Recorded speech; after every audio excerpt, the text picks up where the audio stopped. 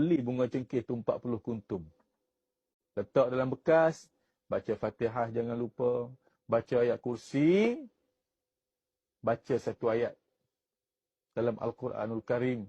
Ikut saya baca boleh tak tuan-tuan? Boleh pahala, boleh ubat. Saya nak baca ayat ni, siapa batuk, nak letak tangan kat dada baca pun boleh, ganti ubat batuk. Nak baca pada bunga cengkeh, lagi bagus. Letak tangan kat dada, ikut saya baca. Bismillahirrahmanirrahim. Wa shifa'un lima fis sudur.